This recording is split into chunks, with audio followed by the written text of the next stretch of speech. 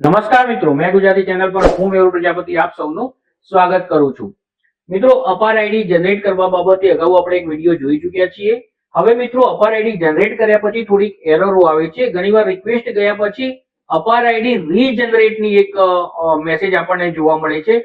તો એ બાબતમાં આપણે શું કરવાનું છે, રીજનરેટ કેવી રીતે કરવાનું છે, સાથે સાથે ફેલ્ડ એરરની અંદર કઈ બે એરરો આવે છે ને બંને એરરોને પ્રેક્ટિકલી કેવી રીતે સોર્ટ આઉટ કરી શકાય એ વિગતો આજના વિડીયોમાં આપણે ચેક કરીશું. તો મિત્રો, વિડીયો પૂરો જોશો જેથી કરીને પૂરી જાણકારી તમારા સુધી પહોંચી જાય. ચેનલને સબસ્ક્રાઇબ ન કરેલી હોય તો ચોક્કસથી કરી લેજો. આવનાર સમયમાં આવા જ ટેકનિકલ સપોર્ટ માટેના વિડીયો આપણે બનાવતા રહીએ અને તમારા સુધી સીધી જ વિડીયોની નોટિફિકેશન પહોંચી. મેં ગુજરાતી ચેનલનું એક વોટ્સઅપ ગ્રુપ પણ ચાલે છે મિત્રો, એમાં જોડાવા માંગતા હોય તો ડિસ્ક્રિપ્શનમાંથી તમને લિંક મળી જશે. ત્યાં જઈને જિલ્લા વાઇઝ કોઈ પણ ગ્રુપમાં જોડાઈ શકો છો મિત્રો.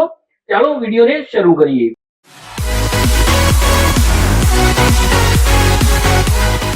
તો ચાલો મિત્રો, આપણે કોમ્પ્યુટરની સ્ક્રીન ઉપર આવી ગયા છીએ. અહીંયા આપણે UDICE Plus ની વેબસાઇટ ઓપન કરીશું. ત્યાં આપણે લોગિન ફોર ઓલ મોડ્યુલ ઉપર ક્લિક કરીશું તો નીચે તમામ મોડ્યુલ જોવા મળશે. ત્યાં આપણે સ્ટુડન્ટ મોડ્યુલની અંદર અપાર આઈડી નું કામ કરવાનું થાય છે, એટલે ત્યાં આપણું સ્ટેટ પસંદ કરીને ગો પર ક્લિક કરીશું એટલે સ્ટુડન્ટ મોડ્યુલનું આપણું લોગિન પેજ ઓપન થશે. ત્યાં આપણે આપણો આઈડી, પાસવર્ડ અને કેપ્ચર કોડ એડ કરીશું એટલે જે તે શાળાનું આપણું ડેશબોર્ડ ઓપન થઈ જશે. તો ચાલો મિત્રો, પ્રોસેસ કરી લઈએ. અહીંયા તમે જોઈ શકો છો શાળાનું ડેશબોર્ડ ઓપન થઈ ગયેલું છે. હવે મિત્રો, આપણે આજના વિડીયોમાં વાત કરવી છે અપાર આઈડી રીજનરેશન ઇશ્યુ જે આવે છે ને એની જે એરરો આવે છે તેની વાત કરવી છે. તો તે જોવા માટે આપણે અપાર મોડ્યુલ ઓપન કરી લઈએ. અહીંયાથી આપણે જે તે ધોરણમાં આ ઇશ્યુ આવે છે તે ધોરણ ઓપન કરી લઈએ. ધોરણ 4 ઓપન કરી લઉં છું અહીંયા.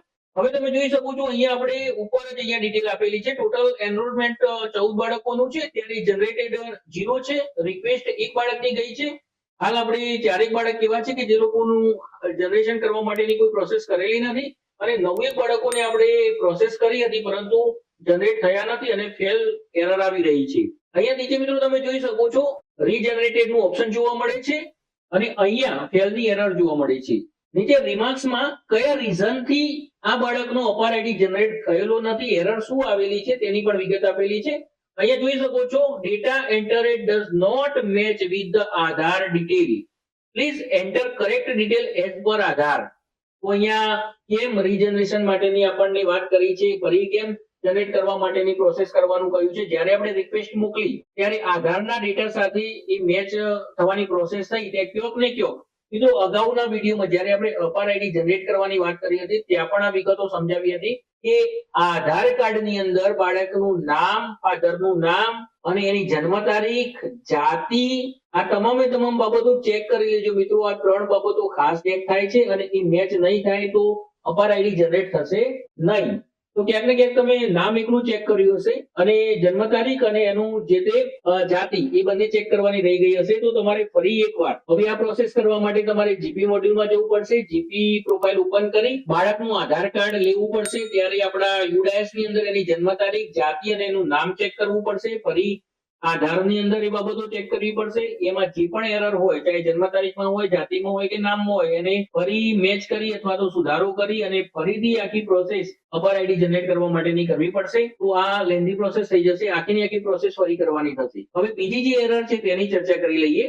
તો સેકન્ડ એરરની વાત કરું તો મિત્રો ઘણા વિદ્યાર્થીઓને આ પ્રકારની પણ એરર જોવા મળે છે, જેમાં એરર ફોર્મ અપાર સર્વિસ પ્લીઝ રીજનરેટેડ અપાર આઈડી. તો આ જે એરર છે, જે પણ મિત્રોને આવી એરર આવી છે તેમને હવે કશી પ્રોસેસ કરવાની થતી નથી.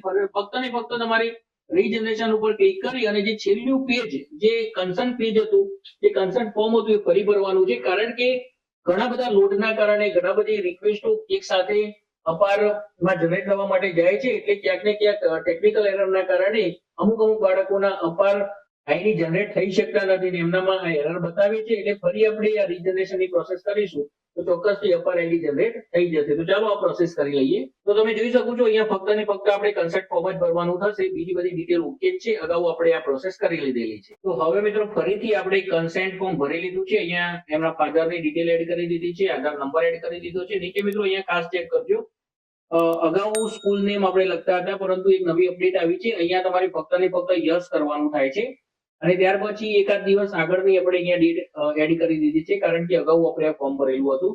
ત્યાર પછી આચાર્યશ્રીનું નામ ઓટોમેટિક આવી જાય છે. હવે આપણે એને ક્લિક કરી લઈએ, સબમિટ કરી લઈએ. તો ફરી મિત્રો આપણે રિક્વેસ્ટ જતી રહી છે. રિક્વેસ્ટ સોલ્વ થવામાં ઘણા મિત્રોને થોડા કલાકમાં સોલ્વ થઈ જતી હોય છે અને ઘણા બધા મિત્રોને 1 દિવસ અથવા 2 દિવસની અંદર આ રિક્વેસ્ટ સોલ્વ થઈને અપાર આઈડી જનરેટ થતું હોય છે. તો ફરી આપણે રીચેક કરીશું અપાર આઈડી જનરેટ થયો છે કે નહીં, અને ફરી જો ફેલની એરર આવશે તો ફરીથી આપણે રીજનરેટ માટેની પ્રોસેસ કરીશું. તો અહીંયા આપણે રિક્વેસ્ટ ઉપર ક્લિક કરીએ છીએ તો જોઈ શકીએ છીએ ફરી રિક્વેસ્ટ જતી રહી છે. ફરી એકવાર મિત્રો તમને કહી દઉં, જે પણ મિત્રોને આધાર કાર્ડ સંબંધિત એરર આવેલી છે રીજનરેટ કરવા માટે, એ લોકોએ ફરીથી જીપી પ્રોફાઇલમાં જઈ અને એની જન્મ તારીખ, એની જાતિ અને એનું પૂરું નામ ફરી એકવાર રીચેક કરી લેવાનું છે. ફરીથી આધાર વેરિફિકેશન કરવાનું છે અને ફરીથી અપાર આઈડી ની પ્રોસેસ કરવાની થશે.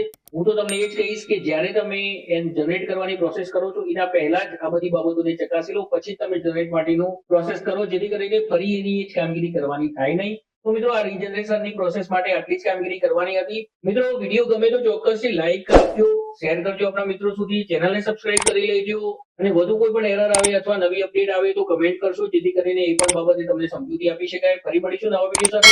આભાર. Thank you very much. તો મિત્રો આજનો વિડીયો આપને ગમ્યો હોય તો લાઈક કરશો, શેર કરશો, સાથે સાથે ચેનલને સબસ્ક્રાઇબ કરી લેશો અને ઇન્સ્ટાગ્રામ, ફેસબુક અને ટ્વિટર પર પણ ફોલો કરશો. આભાર. Thank you very much.